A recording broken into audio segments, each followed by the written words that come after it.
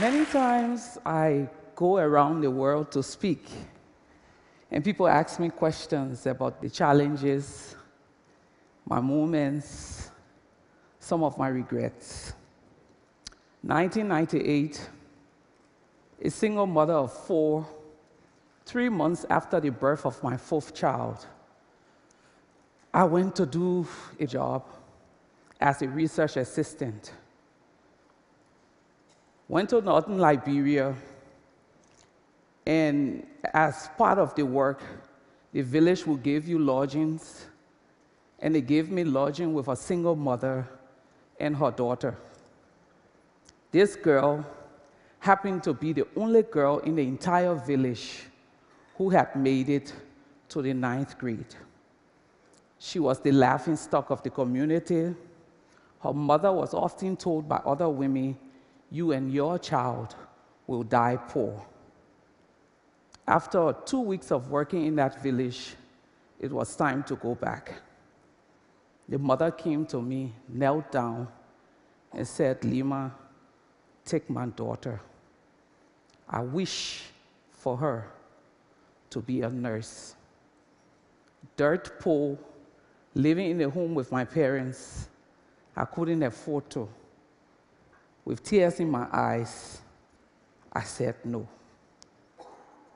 2 months later, I go to another village on the same assignment, and they asked me to live with the village chief.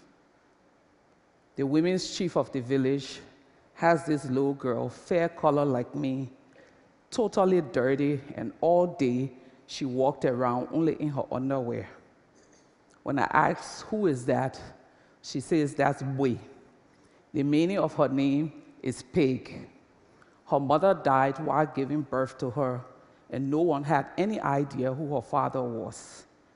For 2 weeks, she became my companion, slept with me. I bought her used clothes and bought her first doll. The night before I left, she came to the room and said, "Lima, don't leave me here. I wish to go with you. I wish to go to school." Dirt poor, no money, living with my parents, I again said no. 2 months later, both of those villages fell into another war. Till today, I have no idea where those 2 girls are. Fast forward, 2004, in the peak of our activism, the Minister of Gender Liberia called me and said, "Lima, I have a 9-year-old for you. I want you to bring her home because we don't have safe homes." The story of this little girl, she had been raped by her paternal grandfather every day for 6 months. She came to me bloated, very pale. Every night I would come from work and lie on the cold floor. She lied beside me and said, "Auntie, I wish to be well. I wish to go to school." 2010, a young woman stand before President Sirleaf and gave her testimony of how she and her siblings lived together. Their father and mother died during the war. She's 19. Her dream is to go to college to be able to support them. She's highly athletic. One of the things that happens is that she applied for a scholarship, sports scholarship. She gets it. Her dream of going to school, her wish of being educated is finally here. She goes to school on the first day. The director of sports, who's responsible for getting her into the program, asks her to come out of class. And for the next 3 years, her fate will be having sex with him every day as favor for getting her in school. Globally, we have policies, international instruments, world leaders, great people have made commitment.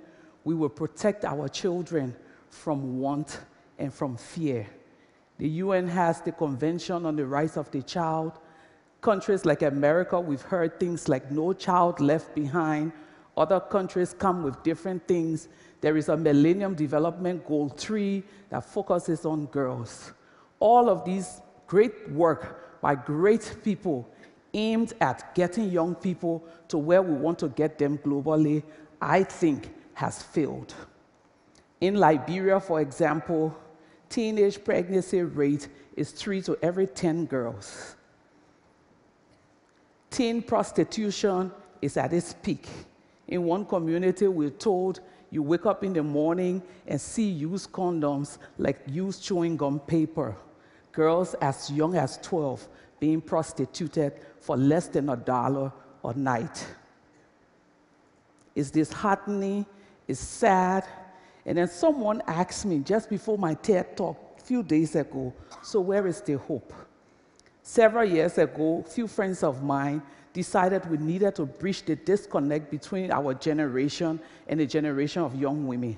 It's not enough to say you have 2 Nobel laureates from the Republic of Liberia when your girl states are totally out there and no hope, or seemingly no hope.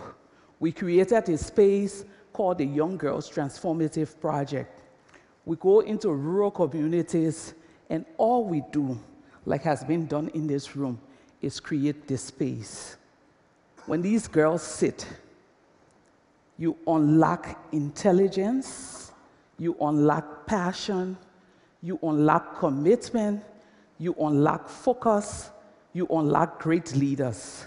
Today, we've worked with over 300, and some of those girls who walked in the room, very shy, have taken bold steps as young mothers to go out there and advocate for the rights of other young women.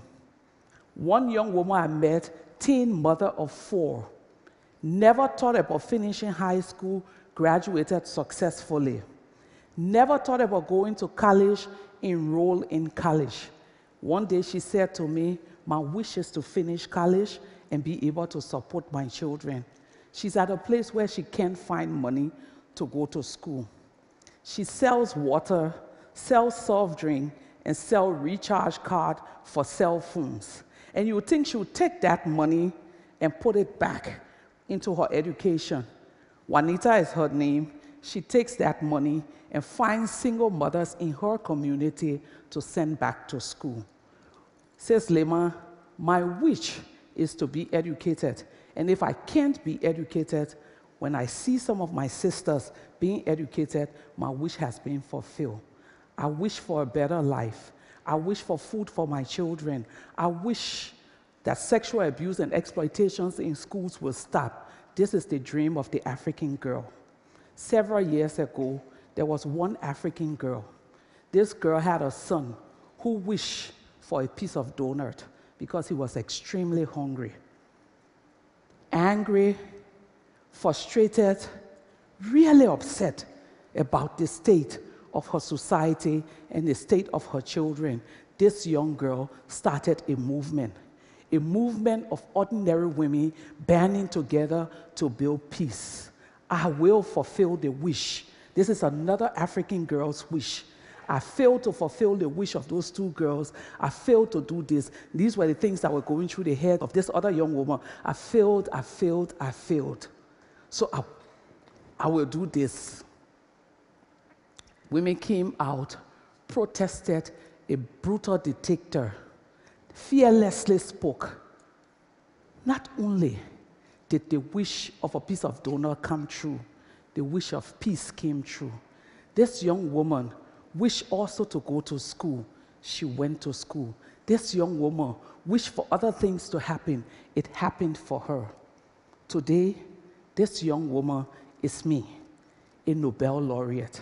I'm now on a journey to fulfill the wish in my tiny capacity of little African girls, the wish of being educated. We set up a foundation. We're giving full 4-year scholarships to girls from villages that we see with potential.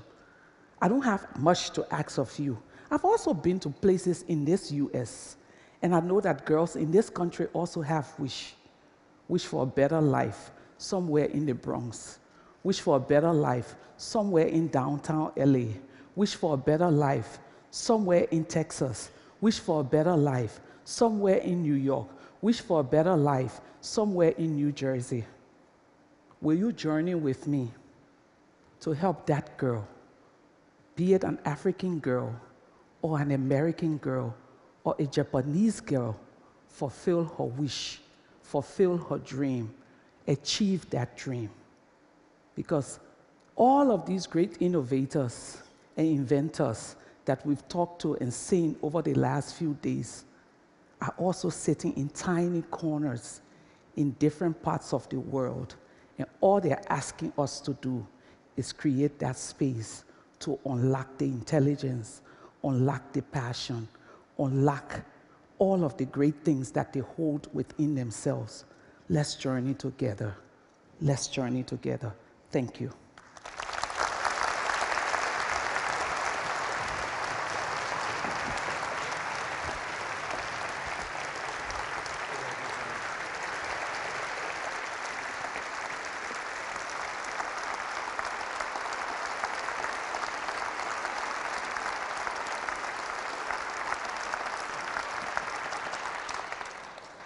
Thank you so much.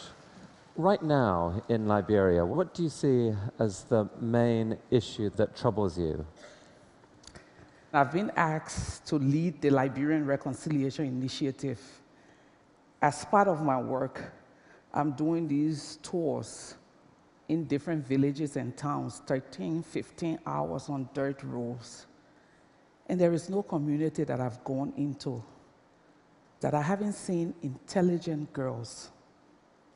But sadly, the vision of a great future or the dream of a great future is just a dream, because you have all of these